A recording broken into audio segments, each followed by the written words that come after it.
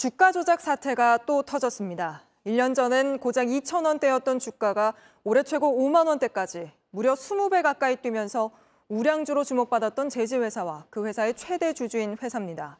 어제 주식시장이 열리자마자 갑자기 두 회사의 주가가 곤두박질 쳤는데 알고 보니 주가 조작 혐의로 일당 4명이 체포된 탓이었습니다. 일당이 잡히자 같이 주가 조작을 해온 세력이 급하게 갖고 있던 주식들을 쏟아낸 걸로 의심되는 상황인데 그러는 사이 시가총액 6,700억 원이 하루 만에 날아갔고 오늘부터 거래가 아예 정지됐습니다. 이 피해는 조작인지도 모르고 투자를 했던 선량한 개미 투자자들에게 고스란히 돌아갈 수밖에 없는데 저희 취재 결과 검찰은 이번 주가 조작에 명동 사채 시장의 큰 손들까지 개입한 단서를 잡은 걸로 확인됐습니다. 먼저 유선희 기자입니다. 종이 관련 사업을 주로 하는 영풍재지의 주가 차트입니다. 거래 정지라고 써 있습니다. 금융당국은 어제 영풍재지의 주식 거래를 막았습니다. 하루 만에 시가총액 6,700억 원이 날아갔기 때문입니다. 어째서 이렇게 거래 정지가 갑자기 되는 건지. 저는 잘 모르고요. 1년 전 오늘 영풍재지의 주가는 약 2,800원이었습니다. 그런데 무인항공기와 2차 전지 사업 진출 소식이 알려지면서 지난 3월부터 주가가 오르더니 5만 원을 넘었습니다. 1년 만에 17배가 올라 시가총액이 2조 2천억 원을 넘겼습니다. 그런데 어제 오전 9시 10분쯤 갑자기 주가가 떨어지기 시작하더니 3분 만에 하한가를 기록했습니다. 16분 뒤엔 2년 전 영풍재지를 인수한 대한금속의 주가가 하한가를 쳤습니다.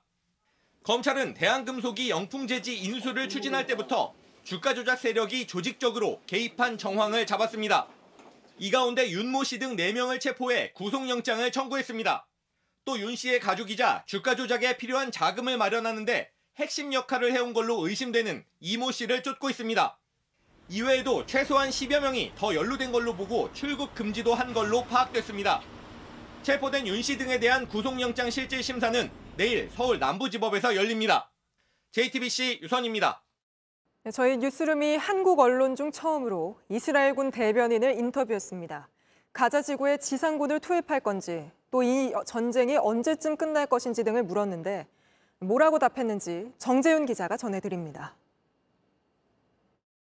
이스라엘군 대변인인 리비 와이스 소령은 JTBC와 인터뷰에서 가자 지구에 지상군 투입은 언제든 가능하다고 밝혔습니다. And the IDF is prepared for whatever decision the government will make about how the war will proceed. So we're standing by and awaiting whatever decision the government will make. 다만 그 시기가 언제일지에 대해선 말을 아꼈습니다. 이스라엘은 가자지구 병원 폭발 사건으로 중동 여론이 악화된 데다 바이든 대통령의 방문으로 지상군 투입 여부를 막판 고심하는 걸로 알려졌습니다. 지상전이 시작돼도 이스라엘이 바라는 대로 단기간에 끝나는 건 어렵다고 전망했습니다. Are you expecting this war to last a longer period than originally expected? You know, the goal here is to completely dismantle Hamas's military and administrative capabilities. And we anticipate that is going to take some time.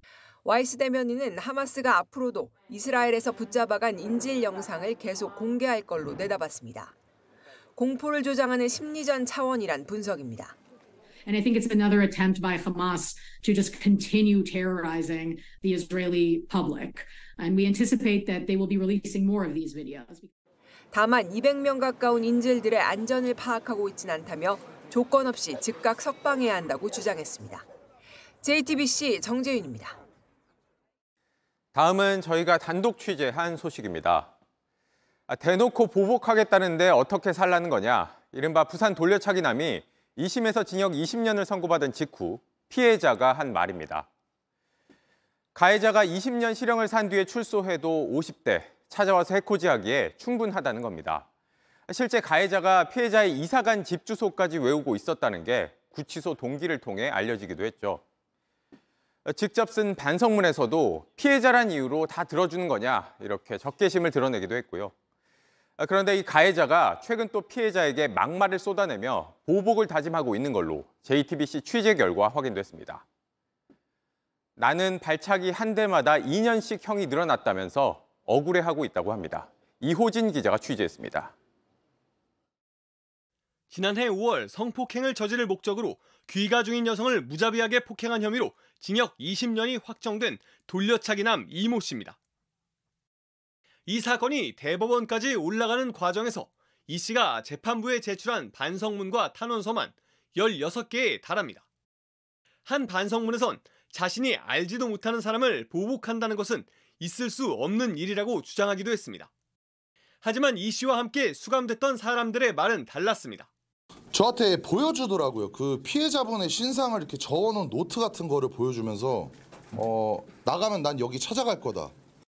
문제가 불거지자 교정당국은 본격 조사에 나섰고 보복 협박과 모욕 혐의로 검찰에 송치했습니다. 취재진이 확인한 조사 결과는 충격적이었습니다.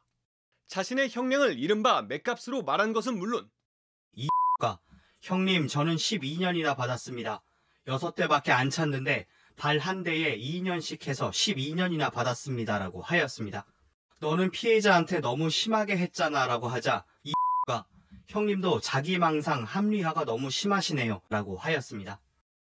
피해자에 대한 보복 발언도 일삼았습니다. 미역행이 재판 때마다 참석해서 질질 짜면서 을 떨고 있습니다. 얼굴 볼 때마다 때려 죽이고 싶습니다.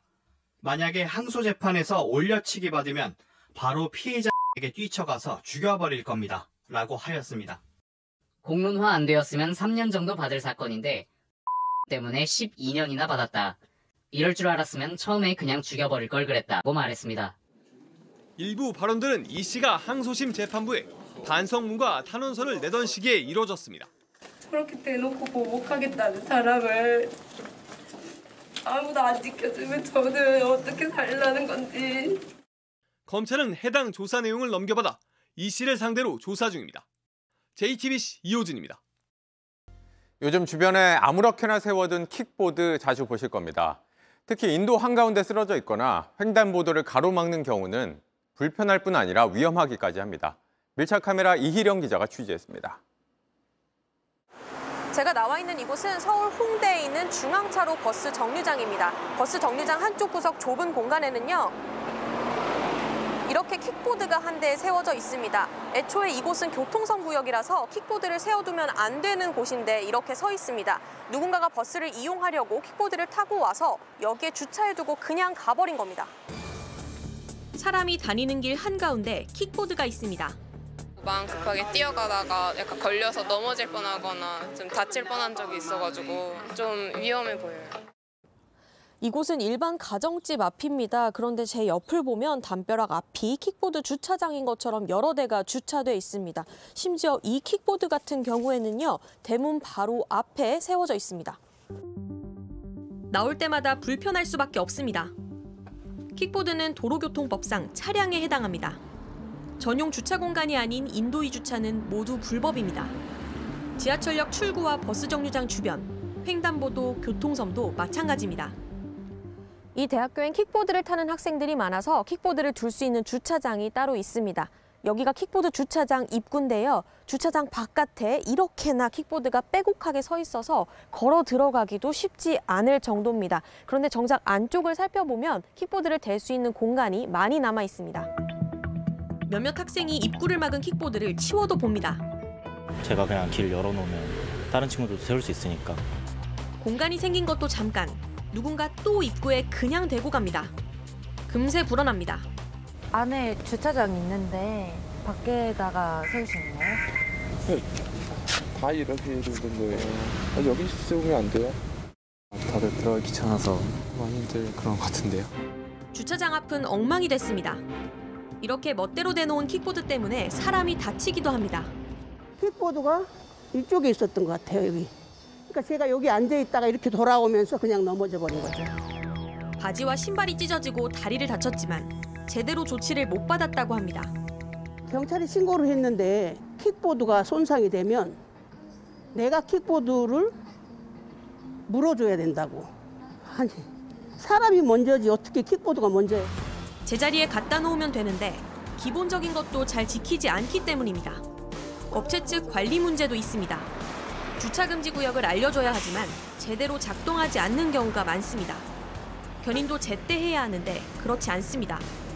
업체가 제대로 하지 못할 때 제재할 수 있는 규정도 아직입니다. 제도적 구멍과 이용자의 무책임이 만난 결과를 우리는 매일 길에서 마주하고 있습니다. 누군가의 편리함이 남에겐 불편함이 되는 구조, 더 방치해선 안 될 겁니다. 밀착 카메라 이희령입니다. 안녕하세요. 뉴스룸 앵커 한민용입니다. 오늘도 JTBC 뉴스룸을 시청해주신 여러분 고맙습니다. 오늘 저녁에도 뉴스의 현장에서 찾아뵙겠습니다.